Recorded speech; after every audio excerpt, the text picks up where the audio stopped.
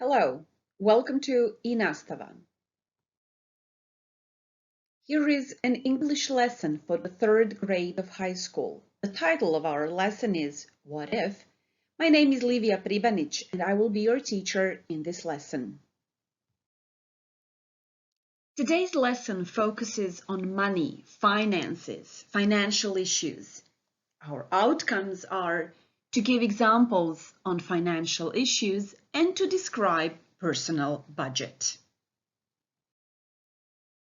So now would be a great time to get ready to prepare a notebook, pen or pencil, so that we can start with our lesson. Don't forget, whenever you see the pause button, you should pause the lesson, do a task, and then come back. Also, you can pause the lesson at any point you need. Are you ready? Let's start. Take a look at the photo. What do you think is the topic of our lesson today? What do you think we will focus on in this lesson? I believe the answer is plain and quite clear. We will talk about money. In particular, we will talk about budgeting and money saving. And here are some questions for you. Do you budget? Do you consider budgeting important? Why or why not? Pause the lesson now and write the answers or your ideas on this topic or on these questions into your notebook. You have written down your ideas on budgeting. Now you will listen to Noah talking about his finances. While listening, write down the key words. Keeping track of my finances is a huge challenge and I must confess I'm not doing a great job at it. My biggest problem is planning on what to spend because when I get my pocket money, I immediately start spending. I've tried budgeting but in vain. I must say that my expenses are not that high. I can afford having a cup of coffee every day, but it's when I get money I have 3 cups a day. And I keep doing that until all my money is spent. I do need help. So let us check the keywords together. Keeping track, planning, budgeting, and expenses. Well done. Now listen to Noah again, and this time answer the question, what is the key problem that Noah talks about? Are you ready? Let's listen. Keeping track of my finances is a huge challenge and I must confess I'm not doing a great job at it. My biggest problem is planning on what to spend because when I get my pocket money, I immediately start spending. I've tried budgeting but in vain. I must say that my expenses are not that high. I can afford having a cup of coffee every day, but it's when I get money I have 3 cups a day. And I keep doing that until all my money is spent. I do need help. So what is Noah's key problem? It is his budgeting. Well done. You got the chance to think about your expenses, to think about your skills of budgeting every month or maybe even longer. You got the chance to compare your ideas to Noah. Now, let's take a look at this set of questions. How good are you at keeping track of your expenses? Do you have any experience with budgeting? Do you find budgeting easy? Pause the video lesson and write the ideas on these questions into your notebooks. Once you are done, please come back and watch a short video. You will see a list of tips on budgeting in the video that follows. While watching, answer a simple question. Can people learn how to be good at budgeting. So now relax, sit back, and watch the video.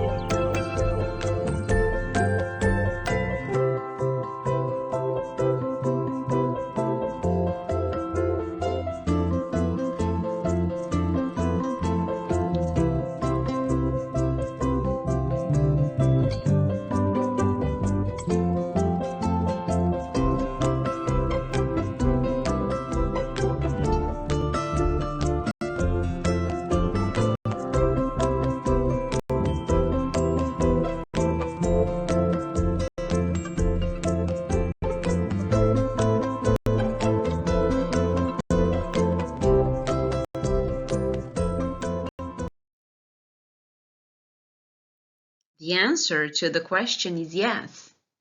Everybody can learn how to be good at budgeting. So let's practice a bit together in this lesson. Financial literacy was mentioned in the video, right? And that's what we will start with. Here is the link and the QR code to a simple financial test. Now please pause the lesson and take the test. There are several quite simple questions. Be careful because you will have to do some numbers in your head, so read very carefully. You will get your scores and the results right after the last question, and you will also get the insight which question was answered correctly and which wasn't. So good luck with your first financial literacy test. Hopefully the test was not that difficult, was it? I do hope that you got the chance to learn a bit more on financial literacy. We will continue now with our practice of budgeting. I would like you to go back to the video, think about the tips that were mentioned in the video, and then choose the two you find very useful. Write down which of the tips you like the best and explain your choice in your notebooks. So now pause the lesson, choose two tips and explain your choice. Our next step is to make a list and to make a plan. First, define your income. How much money do you get every month? And where do you get your money from? Is it your parents only? Do you maybe get some extra money from your grandparents or some relatives? If you have birthday this month, do you expect to get a bit more money? Now, Christmas is coming, so this is a chance for you to earn a bit more. So define your income for the upcoming period.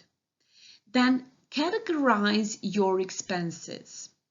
What is it that you spend your income on? Is it bus transport, train tickets, maybe gas if you are a driver? What about your going out with your friends? Do you maybe do some sport? Do you have to pay for it? Do you take extra lessons for certain classes? Now categorize your expenses, and be precise. How much do you spend in each category? Your next step is to check if there are any saving options. Would it be possible to save even a small amount every month? And finally, you will write down your findings. So what can be changed, or what do you expect will happen in the near future? What you need for the fourth step are the conditionals. Now think about what you are trying to express, because conditionals describe the result of something that might happen in the present or future. For this exercise, please choose between 0, the first, or the second conditional. And here are also sentences as examples. So for 0 conditional, if I work, I earn more. We use 0 conditional when the result will always happen. The first conditional, here is an example, if I have enough money, I will buy new shoes, is used to talk about things which might happen in the future. So at this point, we are not sure what will happen in the future, but the first conditional is used to describe possible things which could easily come true. So the difference between 0 conditional and the first conditional is that the first conditional describes a particular situation, whereas the 0 conditional describes something that happens in general. As for the second conditional, here again we have an example. If I won the lottery, I would buy a new laptop.